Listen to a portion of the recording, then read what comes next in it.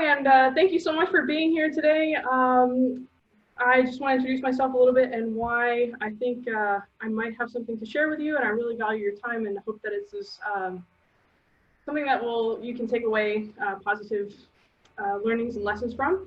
I have some experience in venture capital, public housing nonprofits, workforce development, and data analysis and education. I have worked and studied abroad in Haiti, Uganda, India, and Brazil. Currently working as a consultant for impact analysis related to the subject matter that we're going to talk about today. I'm also the impact officer for the Global Shapers Dallas out of the World Economic Forum, as mentioned. And I'm currently a research fellow at New Story as well, a nonprofit out of San Francisco focused on affordable housing initiatives. And fun fact, I play the drums. So I love all things music and percussion. And actually today I'm using a strategy I was taught a long time ago about being nervous and performing on stage.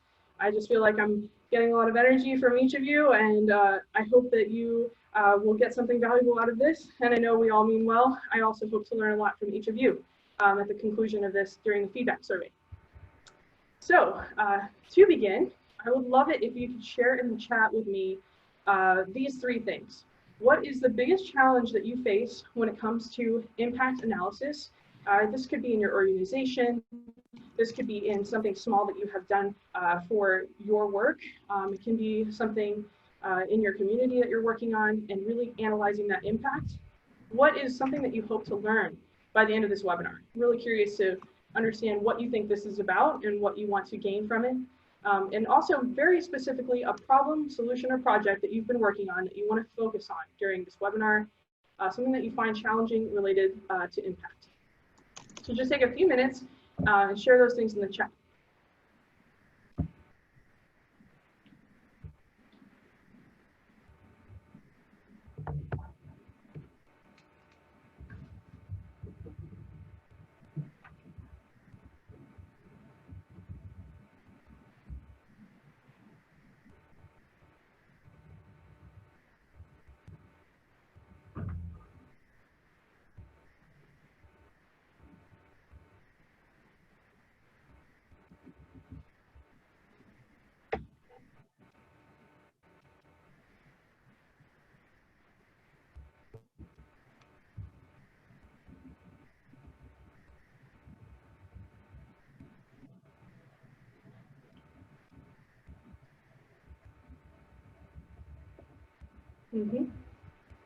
Great. Yeah, these are great. So we have some themes already emerging. One thing is the balance between details and big picture, knowing what to measure in advance, demonstrating impact, both long-term and short-term, deciding which impact to measure.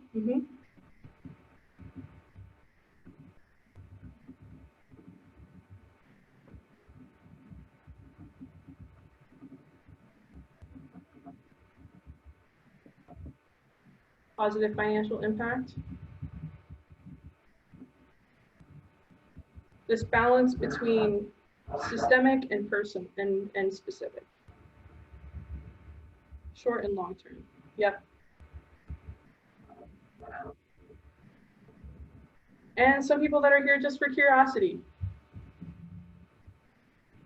And meaningful metrics. I love that. Meaningful metrics.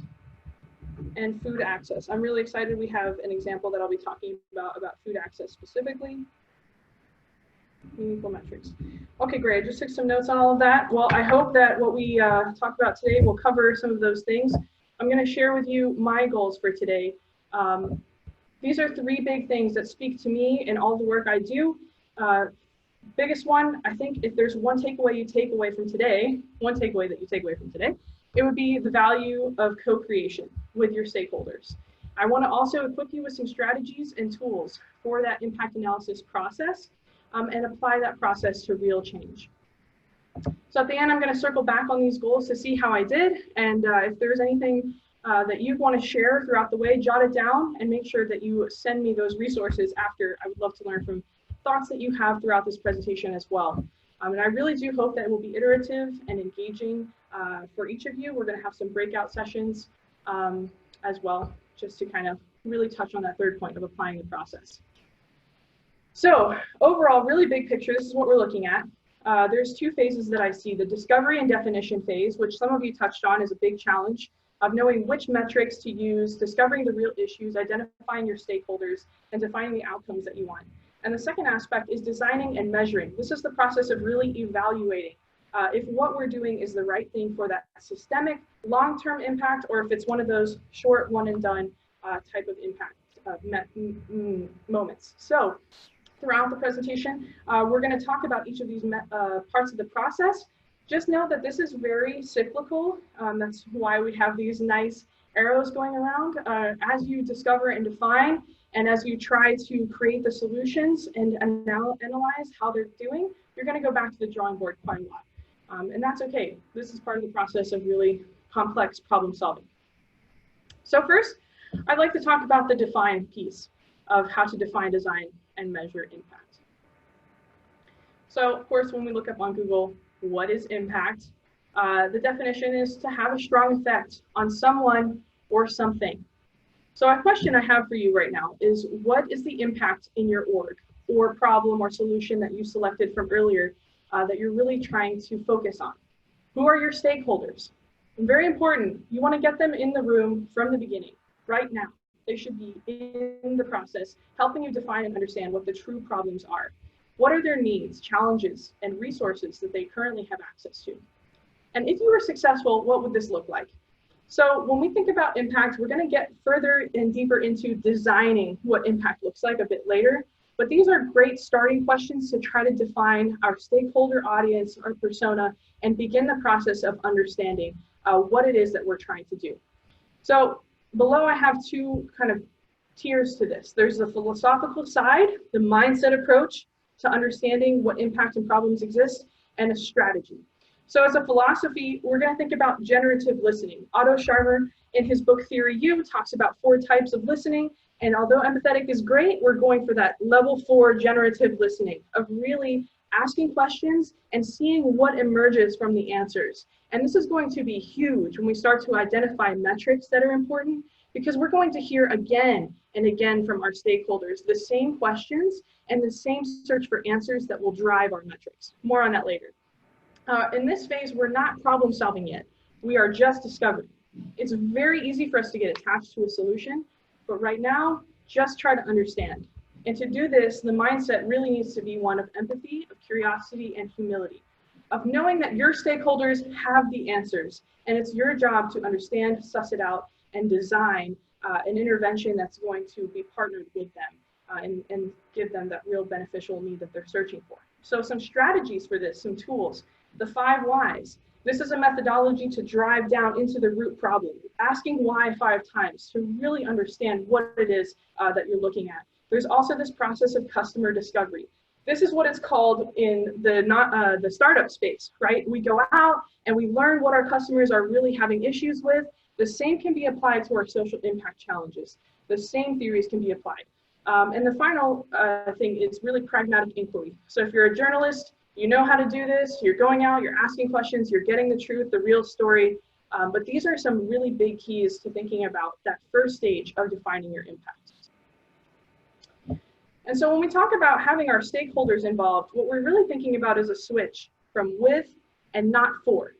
We are not helping. We're not designing something for someone else. We are designing with them together in partnership. And what this is called is participatory design or human-centered design. It has a lot of different names. And there's more links in the slide deck, which will be shared with you. Each of these has a link that you can investigate more what these things are. But really at its core, it's talking about getting your stakeholder involved early. So here are 2 examples. I choose these examples: Tom's Shoes because it's very familiar to a lot of people, and Lava Mae because it was what spoke to me the loudest when I learned about it with regards to getting the stakeholders involved. So Tom's Shoes gives us a classic example of a well-meaning initiative that had negative externalities, right? If we give out free shoes to people in a certain community, we are destabilizing the supply chain. We are compromising the economic means for a lot of the shoe producers in that area. And something very well-meaning that doesn't ask these systemic questions and that doesn't engage the stakeholder from the beginning to understand the true problems is really a Band-Aid solution. And Lava Mae is an organization out of San Francisco, and their aim is to provide mobile shower units in these really cool buses that have hookups for water to experiencing homelessness so that they can have access to dignified hygiene. But what they discovered is that women were not attending and not coming to the showers. And the question became, why are women not coming to the showers? And the deeper issue, and this is sad to discover in hindsight when you've already created a solution, right, is that the women were using the lack of hygiene as a self-defense mechanism against attackers, sexual assault. And so what this shows us is that there are deeper and different root problems that we are trying to solve here. And if we had the stakeholders involved from the beginning, we could really lead towards more of that systemic change by understanding the full scope and different nature of that problem. So once again, it's a mindset shift. It's asking first, listening, and then solving together with not for. When we look at impact, for simplicity's sake, I kind of defined it with these two concepts and these two frameworks. But there's a lot of different ways that you can define impact. I like to think about this when we talk about Labame and we talk about shoes, Tom Shoes, we're looking at wide impact. This is when you're touching a lot of people with really low touch, right? You're giving them a supply, you're giving them a one-time access to something that they don't normally have. Whereas deeper impact is few people with high touch. The current job that I do as a program manager is work one-on-one with an individual to help equip them with skills so that they're able to work in a data-related job in the field. And so this is really a deep impact, long-term solution with few people and higher touch. And then over here on the right, I've also shown that there are other ways to define impact with relation to financial, educational, natural, social, and physical. And when we talk about systems, we're thinking about all of this working together to help empower a community and empower someone to solve their own problem. So these are just two frameworks that we can use to consider impact, but there are many out there that I would encourage you to explore if you're interested. So right now we're going to take a quick break, and we're going to have an exercise to take a moment to identify and list out all of your stakeholders. And I want you to think about your immediate stakeholders as well as your indirect stakeholders. So these are the people, for example, with Tom Shoes, the employees, right, that are working for Tom's, the customers, you, the person that's actually buying the shoes, the beneficiaries, the people that are receiving the free shoes, as well as the communities directly around where the beneficiaries are living. Indirect stakeholders might include things like the supply chain, the government, and the environment. What are the results of having shoes given out for free on these three stakeholders? So for just a moment, I'd like for us to break out into breakout rooms. It'll be 2 of you each, quick 2 minutes. If you don't have a pen and paper, make sure you get one because this is not the only breakout room we're going to have. And then just list out as many stakeholders as you can think of related to your particular issue or problem. I'm going to take a drink of water in the meantime.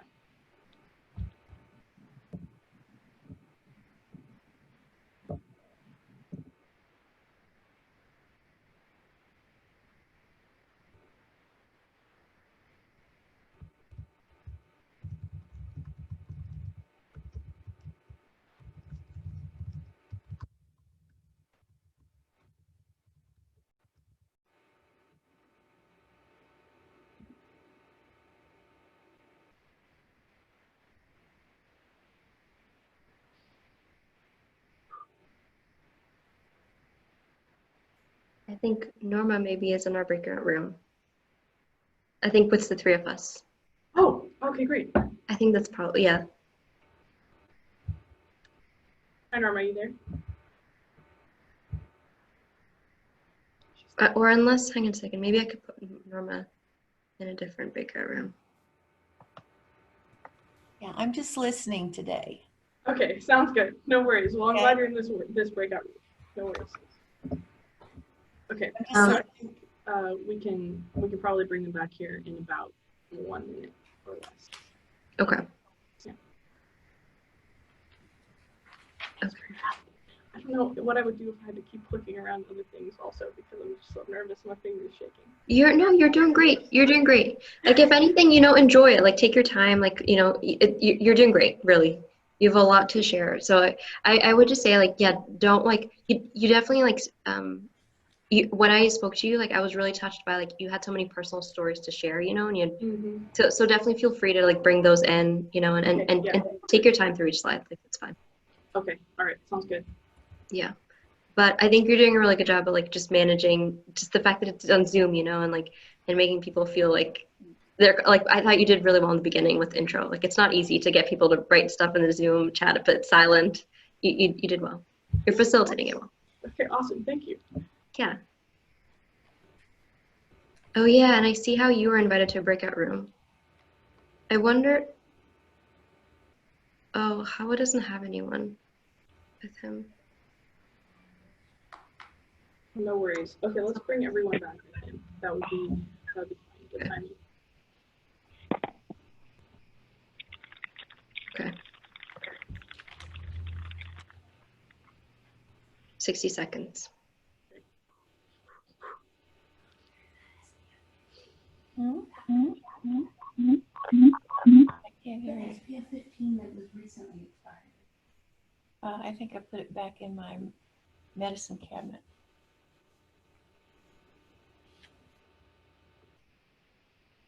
All right, everybody. So we're back from the breakout rooms where we were discussing our stakeholders for our particular org or problem or solution that we are trying to focus on for this workshop. So I just want to take a quick moment to let everyone share in the chat. Pick one immediate stakeholder and one indirect stakeholder that you identified in the breakout room and add it to the chat, please. Okay, hang on a second because only 5 people are right here with us. Oh, People are okay. in the breakout Okay. rooms are still talking. Sounds good. In 6 seconds, everyone will be back. 5. Four.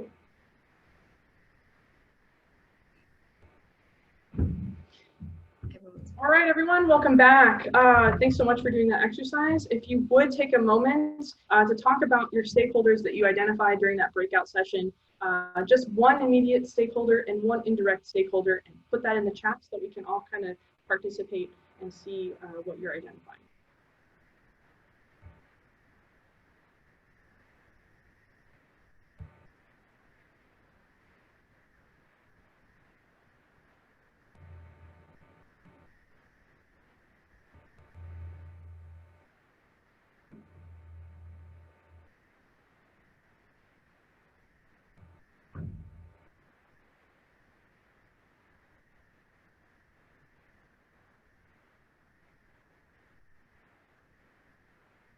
Great, so Lean shares that her immediate is the customer and her indirect are patients.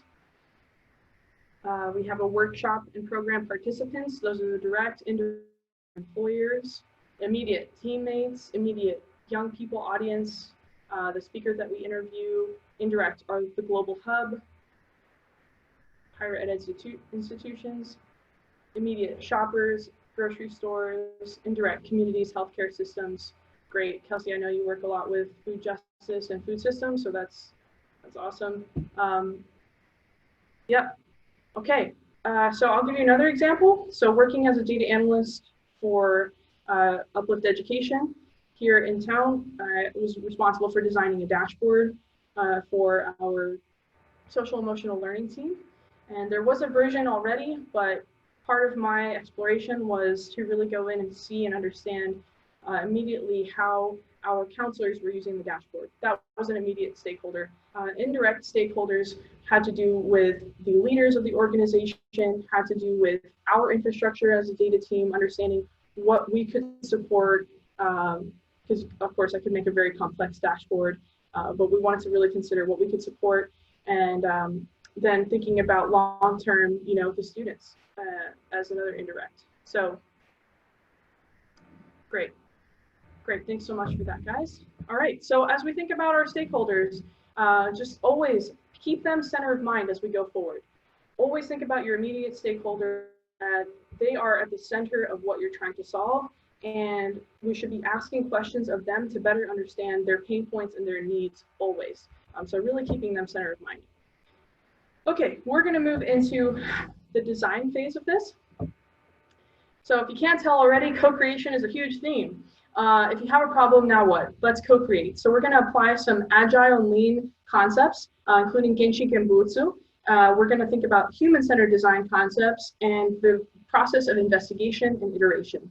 Specifically, where the data comes into this are when we're testing, when we're evaluating, and with this information, we must trust and learn from the feedback. And that goes back to the process, right? It's very iterative, and we're constantly thinking about that stakeholder. taking their feedback and integrating it into the design. Okay, so just again, thinking about some risks of not scoping out and understanding the real problem. What we have to lose is the potential of creating a band-aid and ineffective solution. As we see, we might only solve a piece of the problem and actually lead to other externalities that we can't see. We might miss opportunities to make a lasting impact, because if we don't investigate the true nature of a problem with our stakeholder, we might be missing out on what they really want and what is really sustainable for them long term. And then we can get stuck in assumptions and stuck to a solution, something that we constantly need to validate and to check our premise of what we believe. So right now I'd love to open it up as well. Does anyone have any stories or examples of the dangers of not knowing your stakeholder's problem intimately enough? We can open it up if you want to speak, or you can put it in the chat. Quick moment just to reflect on that for you.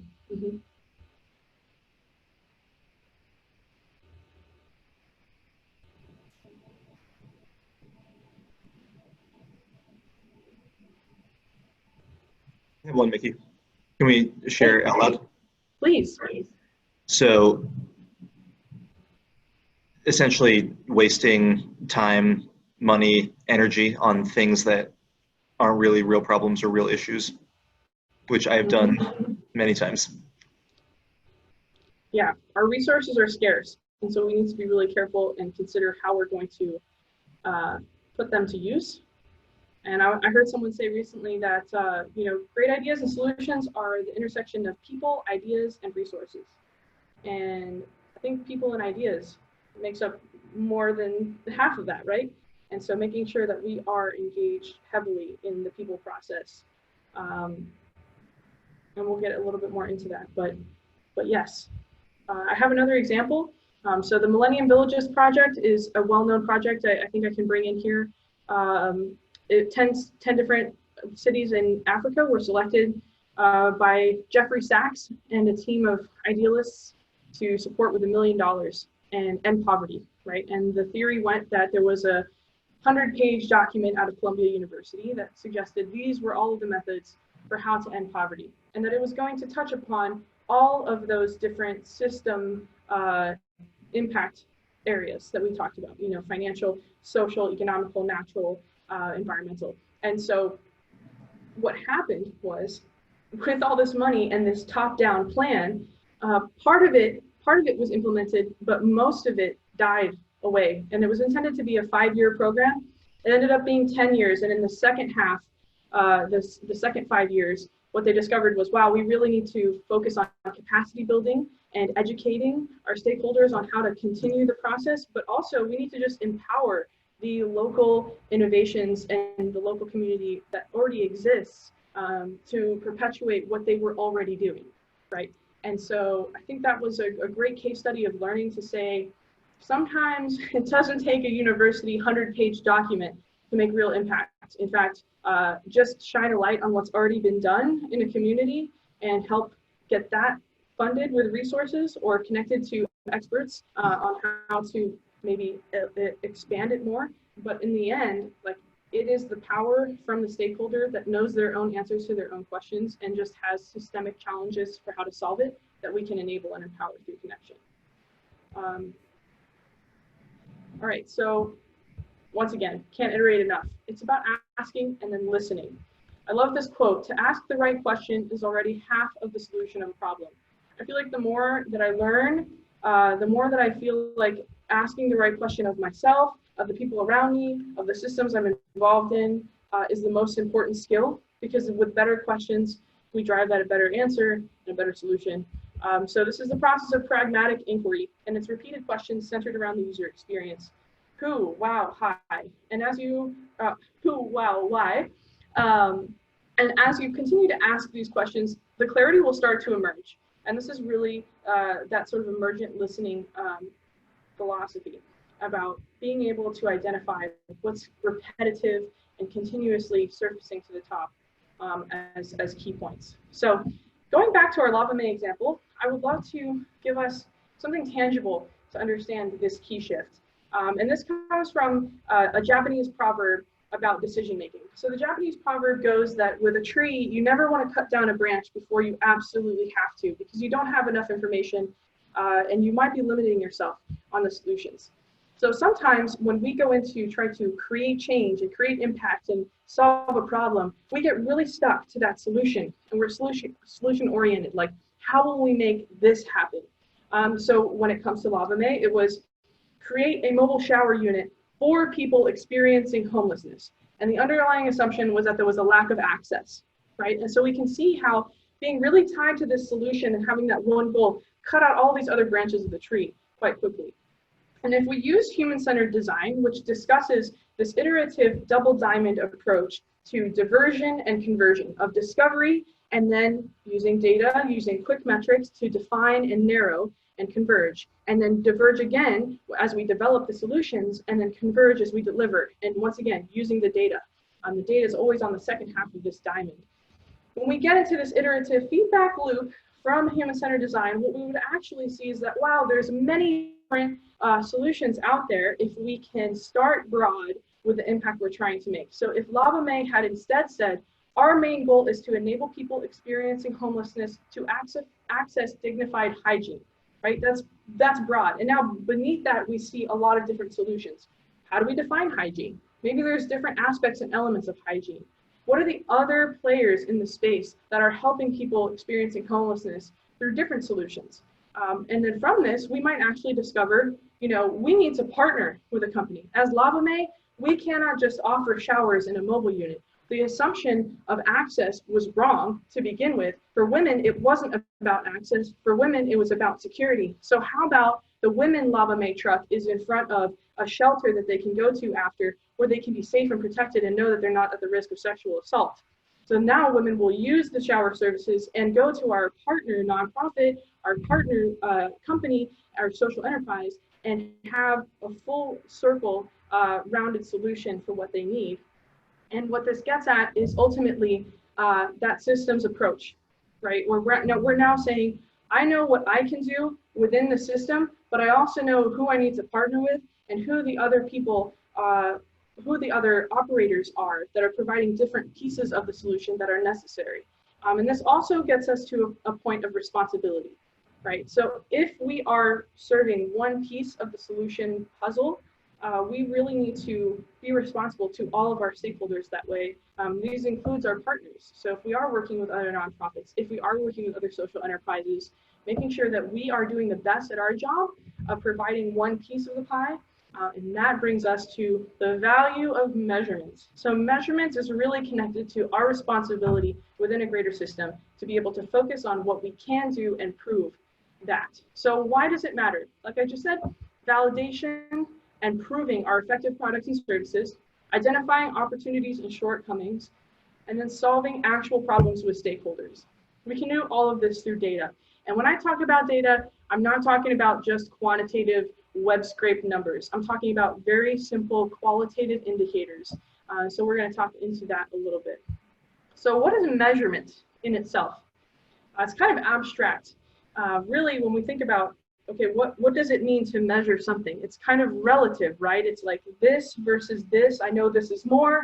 I know this is less. I have some barometer that I can measure against. I have some starting points, and I know that something is better or worse, right? And so as a description, Douglas Hubbard in the book, How to Measure Anything, discusses that it's a quantitatively expressed reduction of uncertainty based on one or more observations. And if you want to take that kind of complex definition, you can. I think it's pretty cool. But essentially, it's a number that helps us understand better what we're looking at.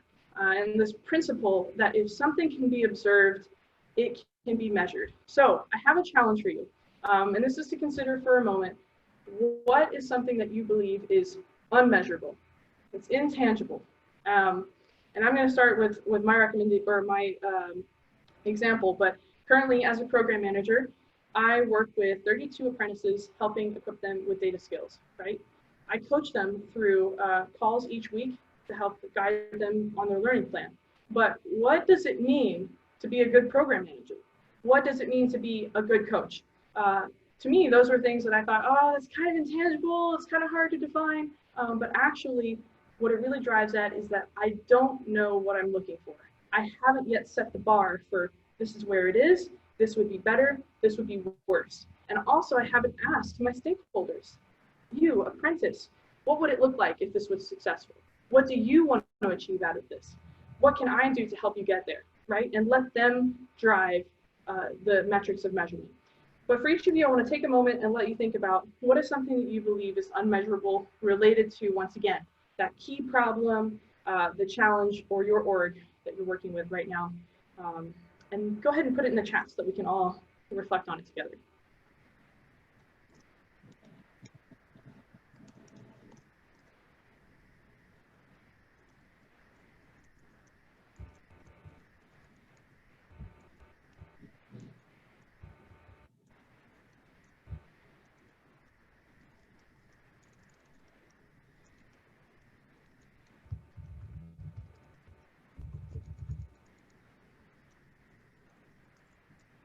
Okay, we have happiness of a target audience, the impact of relationships on sales revenue, huge.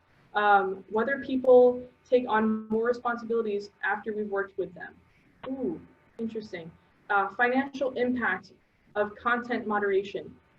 Okay, something like the value of my program or product as compared with other alternatives. Very good. So we're starting to see already that just in saying what you think is unmeasurable, you've started to define it in a sense. And this is a very beginning stage, but just putting it on paper, you can start to see elements of what needs definition. Happiness of a target audience, right? Who is your target audience? What would make them happy? What is happier? And how do we define that? How can we ask specific questions that can drive at that? For relationships on sales revenue, there's probably going to be a lot of tracking in tools like HubSpot where you can actually see some quantifiable metrics, but if you're talking about more of the intangible quality of the relationship, this is a tough one. Definitely needed some definition. And each of these, I think, and any time that we are faced with something that's unmeasurable, we could consider it through qualitative and quantitative lenses and breaking it back down to that fundamental definition of deciding what is that root, what do we know is observably better, and what do we know is observably worse. Absolutely. Scholar and student data. I've worked with Scholar and student data for a while now. Also studied it in college. It is a black box sometimes, it does seem. Okay, so speaking specifically about some philosophies and strategies to starting your measurement, you're going to want to, once again, ground your questions with the experience of the stakeholder or the beneficiary or your first point of contact. So how can we observe it? That's a great question to just start. You know, when we talk about the relationship with a sales person, what is something that is observable about that? Are there more frequency of calls? Maybe there is a difference in the platform you communicate with. Are you communicating over email or over the phone? Do you have a cordial relationship where it's a lunch, right? Maybe there are stages and quality to the type of relationship that you can actually start to then conceptualize by saying early relationships are all through email, more intense, you know, greater high touch sales relationships are all through lunches and dinners, weekend calls, right? And you can start to say, qualify your leads that way. What questions are the stakeholders asking? So if your boss wants to know, hey, what was the impact of this program that we had on the happiness of our individuals? That, you know, is an important question, right? And they want to know, this is a metric for impact. And so as you can start to hear and really hear all of the questions being asked, you'll start to notice the most valuable things that are worth measuring. And you've already identified a lot of those in the chat. Once again, curiosity and empathy went out here. So what metrics are emerging continuously? The work that I was doing with the social emotional learning team, some of the metrics that were continuously coming out were like, what's the history of this scholar? Was there a point where the scholar was attending more counseling sessions? They also wanted to understand from a staffing perspective, how they were going to put counselors in different schools based on different needs. And from a curriculum perspective, what type of curriculum would need to come in to intervene on things like bullying, suicidal ideation, right? So that they could match and adapt to the curriculum. So now I'm seeing these different stakeholders and the different questions that they have that drive my design and drive the analysis. And once again, it's about exploring and understanding their problems and the questions they need answered so that we can create something that will be answering those questions. And so there are some strategies to doing this, and these are the tangible tools. Once again, probably going to take another webinar to jump through these, but theory of change models are great. Logic models, 5 dimensions of impact, and something as simple as a qual-quant chart, I call it. That's the qualitative and quantitative metric chart, where you actually split out what are some things that are qualitative and quantitative. So I'm going to give back to our LavaMe example, just to focus as well on the different phases. So if you're more in the define and discover phase, to understand your audience, to understand your stakeholder, you might ask questions around what is the experience of a person without shelter? Where do they go for their hygienic need fulfillment? What are the reasons the problem exists? Is it actually access? And I always like to ask a question explicitly about my assumption, because if I can really dive into that assumption and confirm or deny it, then I know like I'm at a good starting point. Already we can start to see that there are qualitative and quantitative aspects emerging to this. So if you're in the design and evaluation stage of an actual solution to the problem, question is it working for all the people that are experiencing homelessness? Is it working for my audience? And so questions like, are the showers being used? Very on the line. By who? How many? Key question, do they return, right? Because that shows quality, it shows that we are actually fitting a need. Did we improve well-being? Now that's more of a qualitative, right? That's going to be a survey. Another idea for answering a question about do they return and answering a question, who are they that are using it? These are sort of ethereal qualities of our user that can, be very high touch as far as data collection methods go. So you might have a survey, but you might also have a card or some sort of digital keypad code that every time that visitor comes, you only survey them once, but you know exactly who continues to repeat over time. So every time they come in, they scan, right? And these are more like methods on the data collection side, which we're going to get into in just a moment. But just to start thinking about how the process drives down from defining our audience, understanding their questions, defining all of our questions, picking the most important, and then designing for the collection methods. So one thing to really note is that qualitative and quantitative are extremely important. We'll talk more about this in a minute, but I really fear that sometimes we let data drive our solutions. And the important thing is we must understand a floating number. We must know the context, and that's why qualitative data, ethnography, participatory observation, and these anthropological methods of understanding our audience are very, very important. So like I said, we're going to talk about getting the data, because I know that's a big question on some people's minds. So here I've split it in a qual-quant chart. So here's some qualitative options, like we talked about: surveys, observations, focus groups, interviews. But you can also use partner data. So if we go back to that example in the tree and we have these partners and this whole system, a lot of times if you're working towards the same end, you'll be able to access that open shared data within an agreement of partners to serve the same audience. On the quantitative side, you're going to want to look at open or public data online. Maybe you have internal historic records that you can be leveraging. Once again, partner data that might be quantitative and not just qualitative. And then, you have more intense things like web scraping and text mining. But my point is that not all of these are entirely necessary. You might pick a collection of a few to really start to validate your ideas and your process. So here's an exercise. We're going to turn your questions into metrics. So we're going to break out into groups and discuss the questions that you'd want to ask your stakeholders and get associated metrics that would help you collect data on them. All right, so this is going to take about 6 minutes, and we'll break out into groups right now.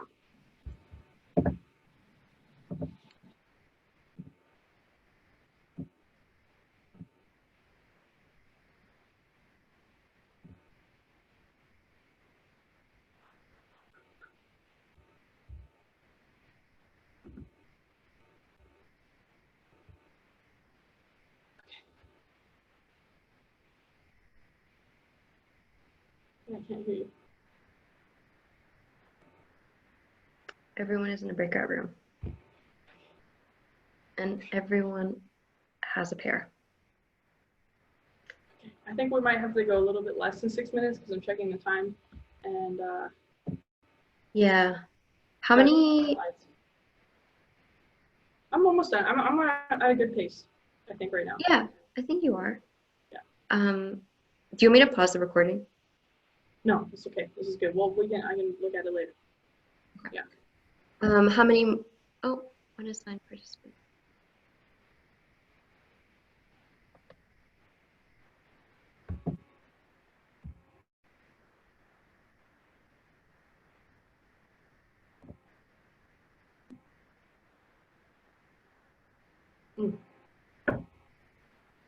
Okay. Mark. I love breakout rooms sometimes because doing moments are just like, okay. Yeah, I'm just looking at Marcus. I think he's having a hard time connecting. Let me move Marie to breakout room. Okay.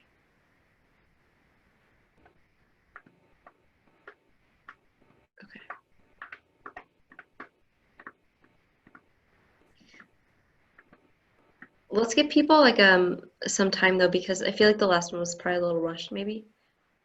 And I feel like this is an important conversation, right? That you'd want them to. That's true. Okay, so let me see. So star 44. That's true. Yeah.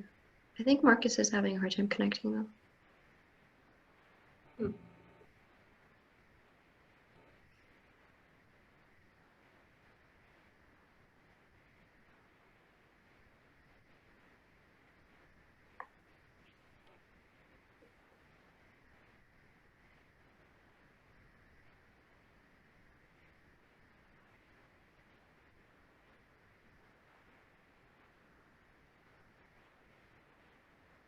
You're doing a great job at engaging everyone in the chat.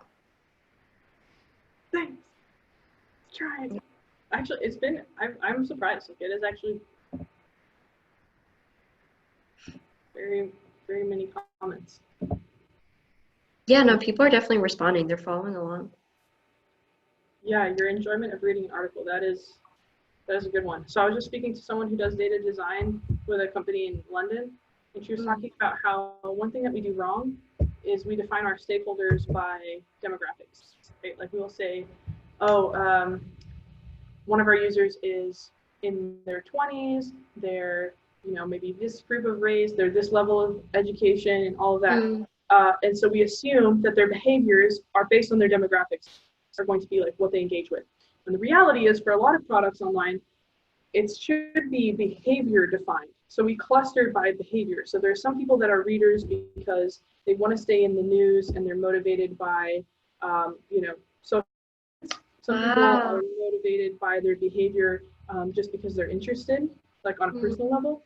So we'll start to see that instead of having demographically defined audiences, we have behavior defined. And then when I see your question about like enjoyment of reading an article, if we take this perspective of then saying like, oh, it depends on what behavior that person is displaying, right?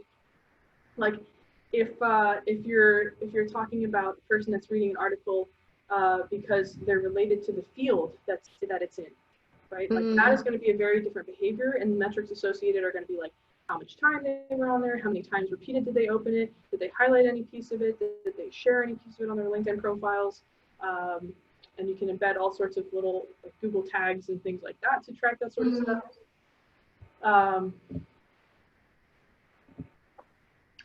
Wow, Yeah. I hadn't thought that's really cool and really different. Well, I don't know if it's different, but it's a very cool approach. Right? Yeah, not my approach. It's her approach, but I'm totally stealing it. But it's brilliant. It is so brilliant, and I feel like as societies we're stuck in these very traditional forms of measurement. You know, what I really appreciate about you and what you're talking about is like, actually, let's be really creative. Like, let's go to the ground and like, let's figure out like what really matters. I don't know. It's a really cool understanding of measurement. Cool. It's different. Yeah. I'm so glad. Definitely trying to bring that creativity to it and not being afraid, because like I'm about to talk about some common fears to data-driven decisions. And it's as simple as like asking one person. It's really as simple as asking one person something. And then you realize how easy it is, and you can ask 5 people. And if you ask 5 people, you have a very good degree of confidence that you have a better idea of what's going on. So, but yeah, the qualitative piece is very forgotten about. Like, something I heard recently is even just the plus delta, right? It is like what was good and what needs to change. Delta is in like the change symbol, right? Yeah. And so if it's an article for enjoyment, what if at the end you just had a plus delta? Like, did you like this article? Cool. What's a good thing about it? Or what would you change about it? And maybe you get like 3 people that answer, but still, that's 3 people you Gives didn't you have before. Yeah. Yeah. Yeah, that's cool. I wonder how the conversations are. I think maybe give 1 more minute and then we can pull people Yeah. back. Let's maybe warn them Okay. with the 60-second thing so that they can finish up their combo. Okay, giving them all 60 seconds.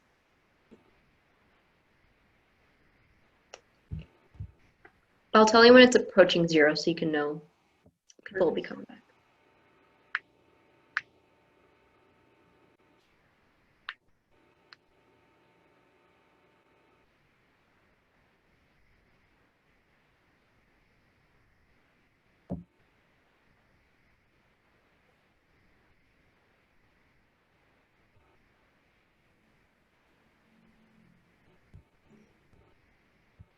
People haven't come back yet, so it must have been a good conversation. Hope so.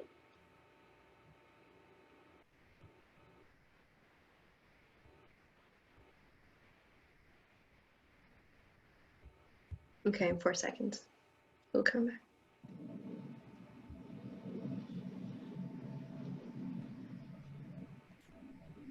All right, everybody.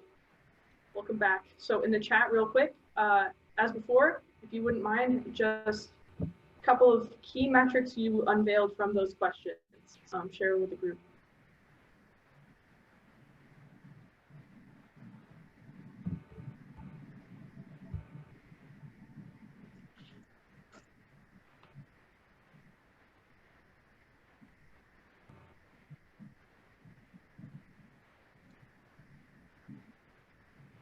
Loyalty is a repeat customer. Awesome.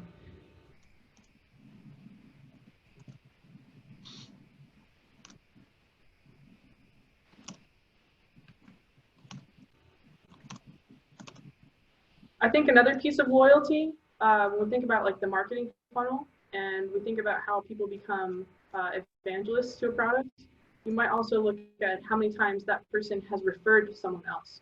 So are you collecting referral data for new customers?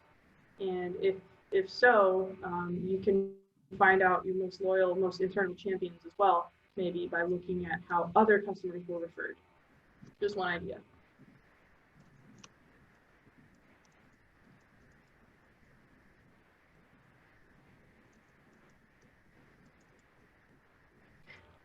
Awesome. I'm humbled.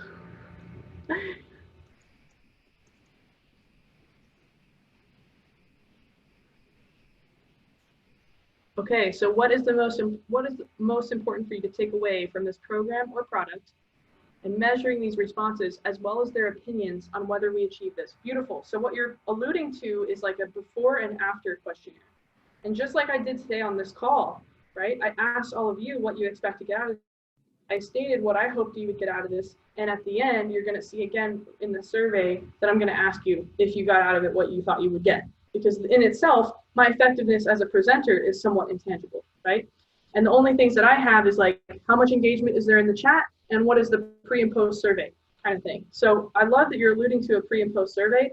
I love that you're also wondering what the constituents that you are delivering the program to would define as takeaways. Because those takeaways are going to be metrics that you want to track. And I love that you allude to that. And this was Thomas. Yeah. Cultural relevance of available foods, surveys or perceptions given to stakeholders, offerings at nearby stores, actual measurement done by hand. This is beautiful. So you're alluding now to what I'm about to talk about as well, which is the get in and go do. So we talked about the lean concept of Genchi Genbutsu.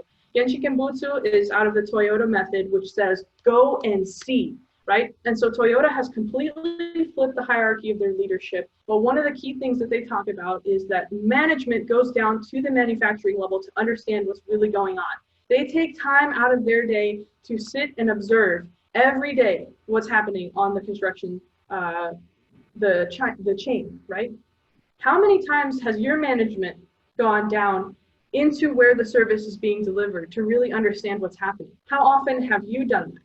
And I challenge everyone to do that at least once a month at a minimum, to understand where the rubber hits the road of what your impact is doing to the stakeholder, to the beneficiary, to the person right at the end of the line, right? In a sense, they should be at the beginning always. And so when you talk about, Kelsey, going to nearby stores and actually seeing what is available there, right? Actually experiencing how long does it take a person to walk to their nearest grocery store? If you're looking at defining what is a food desert, right? We have these definitions that are assumed that, you know, you have within 5 mile radius, you have a grocery store. Have any of you tried to walk 5 miles to your nearest grocery store? Go and do that, and you will have the experience of your stakeholder to know that that is not a reasonable definition of a food desert, right? And I love that this idea of taking something even more nuanced, of cultural relevance, so that someone that wants to search for something that they know how to cook can have access to that. So we're going to continue on. I love all of this great discussion. Terrible, terrible metrics say goodbye to ice cream forever in the hot Texas summer. Yeah, and these little nuanced pieces for sure. Okay, so we're going to move into data-driven testing that drives to your objectives and key results. So objectives and key results and KPIs, fancy language for metrics and outcomes, and like different things that we want to happen as a result and how we're tracking those. So the trust is key in letting data inform your process. So what I'm talking about is trusting the feedback that you get from that direct contact with your beneficiaries. So there's a rule of 5. And the rule of 5 says that if you investigate 5 people, a random sample from a population, whatever the average of their belief is, like from least to greatest, you are within a 93% certainty that that is the same of the population mean, okay? So the mean of the population is within the mean of the random sample, within a 93% certainty. What does that mean? That tangibly for us means that we need to just check with 5 people. And it's better, of course, if you do more. It's more accurate if you do more. But if you can get in front of 5 people, you'll have that much more knowledge and you remove that much uncertainty from your decision-making process and your validation. But once again, data only informs the process. Be skeptical of the number and understand the context. In the end, the user drives the result. So when I was talking about earlier that sometimes I think we get clouded by data, an example is, you know, when a food pantry says, oh, we delivered 30,000 meals this weekend. But the real story is that no one ate that food because it was disgusting, right? We get lost in the numbers and we forget about the stakeholder and we forget that the end user needs to drive the end result. If you gave out 100 meals that people finished and licked the plate off, personally, I think that that is more impactful than the waste and the other externalities produced by 30,000 meals just so that you can have a really cute metric that you can put on your next marketing example, right? And if your data says this is the wrong direction, don't be afraid of using new questions and let go of an idea that's not working. Do not stay committed to an idea if it's not working. Trust your users, trust that aspect of the data. All right, so we're closing out here. I wanna ask you to take one action and make a commitment right now. What is the next step that you need to take to use data? And that means qualitative and quantitative, but mostly qualitative, I'm stressing, to scope out your problem correctly after this session. So on a personal, we don't have to break out into rooms, but just think about it and reflect, like what's the next step of what you want to do to start to integrate I guess, any lessons or takeaways you had from today about data in your problem.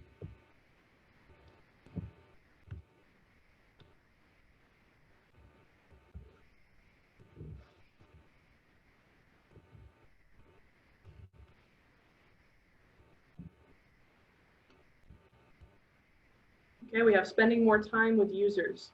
Great, that gives you an opportunity to observe, to have participatory observation, right, as a form of data collection, just observing. Refining the questions we ask to get more observable inputs. Perfect. And as we're thinking about those questions, we're always driving to, you know, data collection is expensive. There's an economic decision to be had with which metrics we're going to collect. And so thinking about the most important, that are the most valuable to know, and making those the primary ones.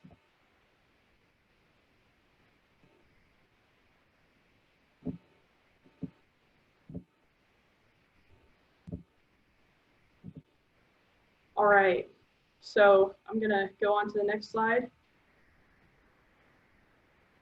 Okay, so we have a couple of other great ones here in the chat. I just want to highlight which demographics and age groups need the most assistance in coding and development experience, leading opportunities to teach people and have the most impact. Beautiful.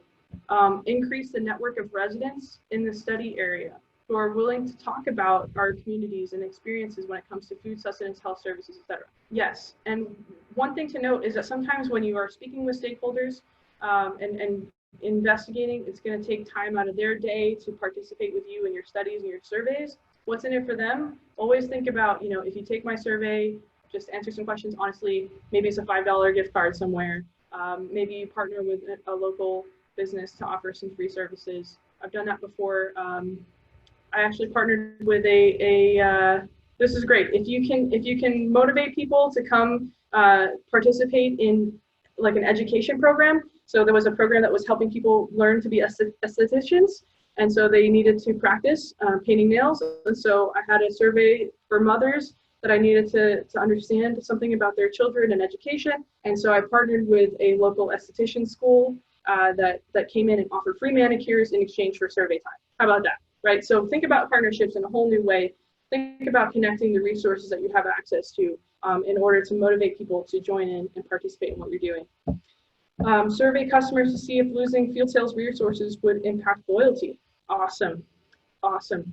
That's going to be really direct and very meaningful data to then show your leadership about key changes in organization and how it affects down the line. It's so easy and so quick for organizations to cut funds to things that are hugely valuable to the end user because they don't see them, right? They're not connected to them. And as a salesperson, right, you are always hearing their pain points directly. And if they won't take it from you, from all of your experience, let the customer speak for themselves and help motivate different change in the org. In conclusion, guys, today's goals, I want to know how you feel about what my goals were for the session. Understand the importance of co-creation. Learn some methods to use when you're defining and how to get the data to validate and applying this process to real challenges. We've got a quick survey. I would love it if you took just a moment. I'm going to put this link oh, wait a minute. I'm going to put this link in the chat.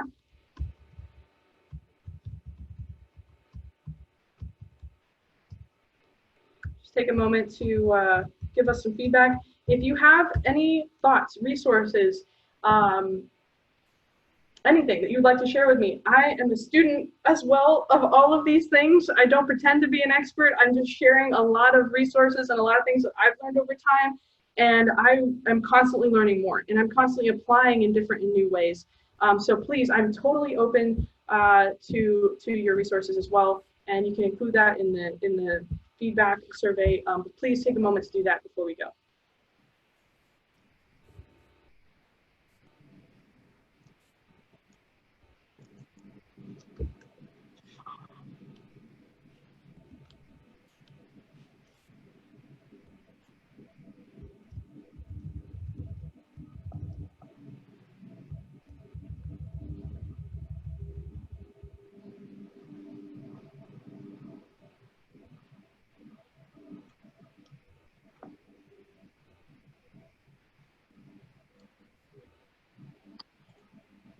And while people are filling this out, I'll just share a little bit more. Thank you so much, Mickey. I learned so much from today's session. It was really wonderful, and I hope everyone else did as well. Like I mentioned, some of us work on this startup called Leaders Atlas. Oh, there it is, Leaders Atlas. What we do is we essentially do this process with companies, with organizations around the world. So Mickey, if I may ask you, how much time do you think before this session did you spend with us in total from beginning to end? So about 2 hours total. About 2 hours. And had you done it completely on your own, how much time do you think you would have took? Days. Days. Okay, so that's what we're all about. Is we believe that everyone, Mickey, everyone on this call, everyone really in the world has so much valuable knowledge, skills, and wisdom to share. But we often don't do so because, like Mickey said, it takes us days to put together things like this on our own. What we do is we help people do this for their teams, their communities, their organizations around the world. We work with large companies. We work with school superintendents in the public sector. We work with local community change makers like Mickey and many others. So if you're interested in working with us, either on a professional basis or on something like this Changemakers program, which we do pro bono, then please reach out, follow us on LinkedIn, go to our website, Leaders Atlas. We're always looking to help more people share what they know with others. Yeah, great. And if I can jump in as well, just to Please. say, if you want to connect with me on LinkedIn, please do. That's my WhatsApp number, also for messages in the US. And this is my email for my offsite consulting business that works on exactly what we talked about today. It's very nascent, I will say. So if you go to intangibleiinsights.com right now, it's not worth looking at. But this is how you can reach me, and I would love to connect with you.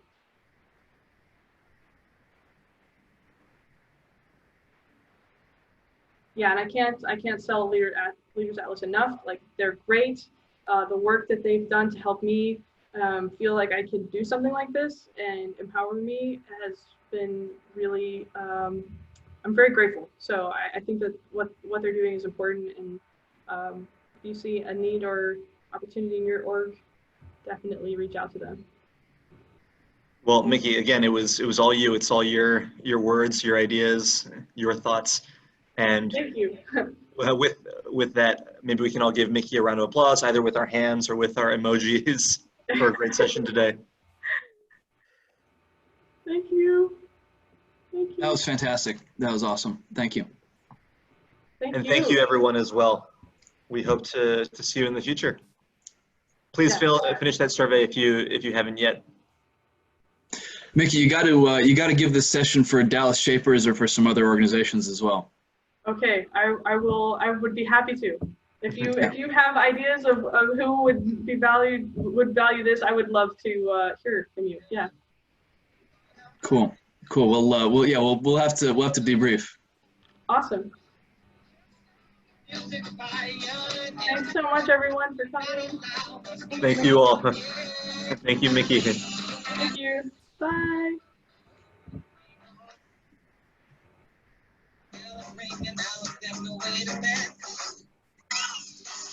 Mickey, that was really something else. Yeah, you like it? Yeah, I just some quick feedback. So obviously I'm always trying to figure out what's going well and what can we improve. But the way that you were just so focused on making sure that people had their own problems in mind and were getting something out of what you were sharing with them and tying it back into practical purposes, but then also kind of showing them that there was like a lot of grounding behind the concepts. Mm-hmm. Extremely powerful. Excellent. Yes. And then you did something that we've never seen anybody do, but I think we're going to have to encourage everybody to do in the future, which is put links into the decks. Oh, okay, yeah. That's just really, really smart and powerful, and it just adds an entire another level to the follow-up. Nice. Because now people can really do a deeper dive, and like it's already in your head anyway. You're thinking, exactly what to point them to. Right. So this was just really, really rich. I mean, we've done, I think this is what, our third, fourth week of these Sundays. Yep. And I can be critical, people know, right? But this, I think, was my favorite session of this Changemaker season so far. I agree. I completely agree. Oh my gosh. Well, I'm really touched. I don't know what to say. I'm just so grateful that this happened, and working with Tanya I mean, to like put it all out there, and then getting a deck and being like, yes, this is the groundwork, and then I can just kind of add these little things and then help structure everything. I mean, what you guys are doing, it gave me so much confidence from being in a place where like I have all these ideas, I don't know exactly how I'm going to connect them all together, and then it's like, oh, there it is, right? I so appreciate that, and I would love to give this again to other groups, other places. Yeah, I don't know what to say, but I'm grateful. Thank you. Thank you, Mickey. It was really wonderful. It was really All right. Well, you guys, Yeah, Tanya, I mean, geez, we got to debrief a little bit further, but you know, Yeah. we were looking at some of the draft last week, and you know, just how it came together is just absolutely unbelievable. I can't wait to do a 30 for 30 on that. Yeah, you were awesome, Mickey. Like, great job. Thank you. It was awesome. You killed it. Killed it. But one last thing, Mickey, before we let you go is like, you know, part of what we're aiming to do here is, I think, exactly what you described, which is going from like being somebody who like, you know, really knows a ton, but like doesn't give talks, to somebody who like kind of can give a talk. And like your thing about iteration, I was, and like co-creation, iteration, it's like, yeah, like that's exactly it. And so, you know, now that you've given this once, you know, like you can tighten it down, the places that you were like, this really hit versus this didn't hit. And then, you know, it's just like get reps. And by the third, fourth, fifth time you're doing this, you know, it's on stage in front of 1,000 people at a university or whatever, you know? I mean, I would collapse out of probably not being able to breathe for a while, but once I get over that, yeah, you're right. I think I'm looking forward to seeing the feedback. I'm looking forward to watching it again on Zoom, maybe tomorrow, because I can have a critical eye with myself, right? But, you know, seeing all of okay, I would have changed this, I would have added that here. But you're right. I think just continuously iterating, and who knows where it will take me. If you have ideas of where this could fit and where it would be worthwhile, maybe you have another org in mind that would like to see it, I would be definitely open to sharing again. So. Thomas, who's the Dallas curator? It was her name Kayla is- last year, but I don't know who it is now. Yeah, it's Faye Francisco now. Oh, Faye, cool. who's on this Okay, call. Faye was in great. here, yeah. Great. Yeah. It's like, hey, Faye, yeah. And sorry, Mickey, I could have just asked you. Thomas is our curator guy, so obviously you'd know the Dallas curator. But I figured Thomas was probably in touch with whoever that person was. But yeah, Hub's a great place to do it. Hub's a great place to do it for sure. Yeah. And then they'll know. And Right. they'll know a lot more locally, right, than we would. True. So that is one great thing that I'm a pretty new shaper. I joined last year. So getting to know the network, and now that I'm the impact officer, like there's a whole network of impact officers that are pretty tight, and thinking about, Do it for them. Yeah. And then- Seriously, this session. Yeah. Specifically. really. Yeah. Why don't we call Natalie or Albina and be like, you We have got to let one. Mickey do We this. got one. Yeah. Heck yeah. All right, cool. Go have maybe not a beer or take a walk or whatever you want to do to celebrate, but really well done. I got Also- more work to do for the weekend, actually. So, I'm So gonna just one keep thing working. I did want to say, we're all at home right now. We try and do virtual happy hours with our change makers after they finish, so they can decompress a little bit. We debrief. We talk about their experience, their thoughts, things that we can improve for the change makers in the future. So we'd love to do that. I don't know if you have time this week or when the best Sure. time would be. Yeah, just send me the invite whenever it is that works for other change makers. I work pretty much till 5 every day, normal 8 to 5 stuff. So, but yeah, I would love to. Looking forward to meeting everyone else as well. I was also my breakout room partner was Elaine. She's awesome, by the way. Oh, cool. Yeah, my stepmom. Yeah, she was very awesome. Yeah, no, it was great. We're all very proud. I mean, you did a great job. That's all. Yeah. Oh, cool. thank you. Yeah, all right. Yeah, cool. All right. Have a great day, but really well done, whole team. And Tanya, let me. I'm gonna catch you on Slack, Tanya. You deserve major props. Isn't she amazing? No. She does, Yeah. 100%. It's just awesome. Talk about generative listening. Like, she's got it for sure. So. Thank you, Mickey. But Yeah. you did awesome today. Like, well done. You should be really proud of yourself. Thank you. Thank you so much. I can't wait to see the recording so I can analyze Yes. every minute of it and then the chat and the Zoom and all of that. Yeah. Yes, we'll send it your way. Cool. You guys are awesome. Thanks so much. All right. Cool. Have a good afternoon. Bye. Great job. See ya. Bye.